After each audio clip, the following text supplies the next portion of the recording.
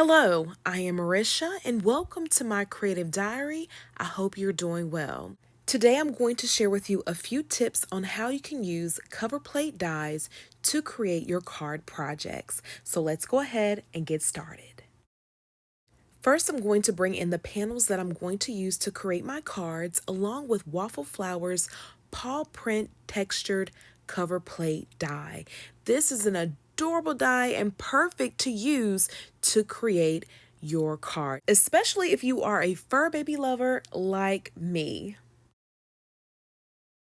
First, we're going to do a partial vertical imprint of the paws on this panel. So as you see, I'm going to position the panel on the die. I'm then going to bring in this friend sentiment, also available at Waffle Flower, along with my stamp set. And I'm doing this to make sure I have enough room for my sentiment. I'm then going to use mint tape to secure the plate to the panel, and then I'm going to run it through the die cutting machine.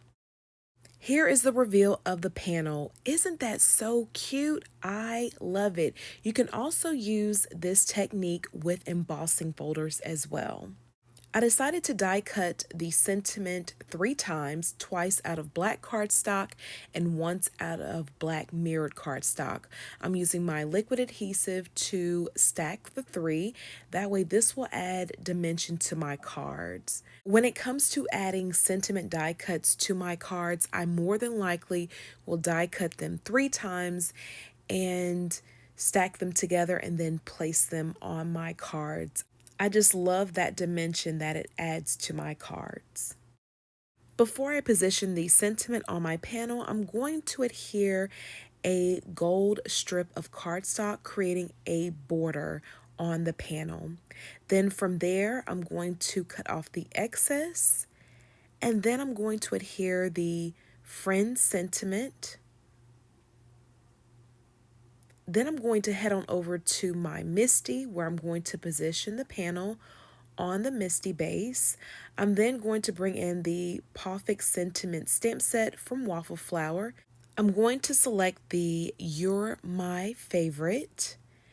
And once I position it on the panel, I'm then going to ink up the stamp and stamp it 3 times just to ensure I have a good impression. Once I'm done, I'm going to select a card base, which in this case, for this card, I'm going to select a red card base. I'm then going to adhere the card front to my card base. Now with a red card base, you do have the option to add a white panel on the inside of the card. This card is complete, so let's head on over to card number 2. For the second card, we are going to position the sentiment vertically on our card panel. I'm now going to bring in the cover plate die and I'm going to position it beside of the sentiment. And just like the first card, we're going to use the mint tape to secure the cover plate to the panel just to ensure that it does not shift. And then from there, I'm going to run it through my die cutting machine. Once I'm done, I'm going to add the gold border, and then I'm going to add the sentiment along with the stamp and then attach it to a card base, and then this second card will be complete. These cards are really quick to make, like really quick. It took me no time to create them. And here's a quick tip. Look at this. You can take a side folded card, create this panel just like this, and attach it to a side folded card base. What a way to look at your card projects from a different point of view. For the third and final card, we are going to position the cover plate at an angle.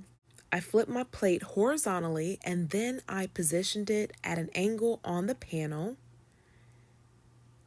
And so just like the first 2 cards, we're going to position the mint tape, run it through the die cutting machine, then add the border and the sentiment, attach it to a card base, and there you have it.